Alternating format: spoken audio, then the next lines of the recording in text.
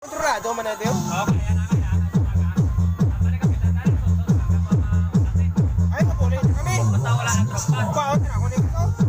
Mabuhay man dyan ko.